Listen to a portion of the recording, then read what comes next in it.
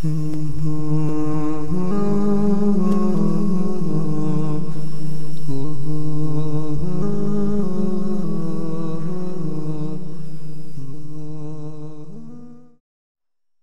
مردان مسلمان، با بیشرمی و بیحیایی این کودک نظر کنید که بزنی که همسال مادرش هست دست درازی دارد و کوشش دارد که جای از بدن رقاصه را دست رساند. حالا این یکی از هزاران کودکی است که تا به همین درجه بی‌حیا شده اند، بلکه از این هم بدتر.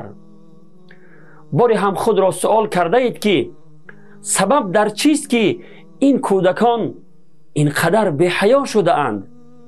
بله، واقعا این کودکان وقتی ما را دیدن که چنین رقصه های بی‌حیایی میکنیم، آنها هم یاد گرفتند. یعنی خود ما گناهکار هستیم. این خود ما هستیم که فرزندان این ملت را به بی‌حیایی میکشانیم و آینده این ملت را به تباهی و بربادی میکشانیم و دیر یا زود غضب پروردگار بر سر این ملت می آید. پناه به خداوند. قسم به عظمتی الله که هر کاری بی‌حیایی که میکنیم و در شبکه ها پهن میکنیم، زمینه تباهی و بربادی این ملت را فراهم میکنیم. و قسم به عظمتی الله که اگر پیش این چنین بی‌حیایی گرفته نشود، آینده فرزندان ما و شما در بی‌حیایی از روس‌ها و غربی ها هم بدتر خواهد شد. پناه به خداوند. به آینده این ملت کمی اندیشه کنید جوان مردان مسلمان. متاسفانه در بین این همه مردان مسلمان یک نفر هم یافت نمی شود که پیش چنین بی‌حیایی را بگیرد.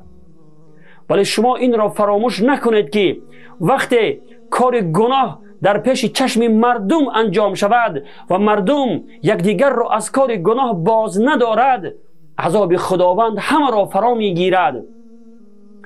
خوب آگاه باشید، یکی از سببهای عذاب قوم بنی اسرائیل را خداوند در قرآن عظیم الشأن چنین بیان می کند: كانوا لا يتناهون عن منکر فعلوه لبئس ما كانوا يفعلون.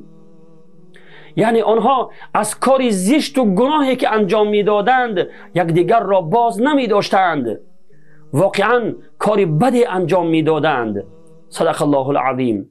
پس وقتی چنین کارهای حرام را انجام میدهید و یکدیگر را از کار گناهی که انجام میدهید باز نمیدارید، انتظار عذاب پروردگار باشید.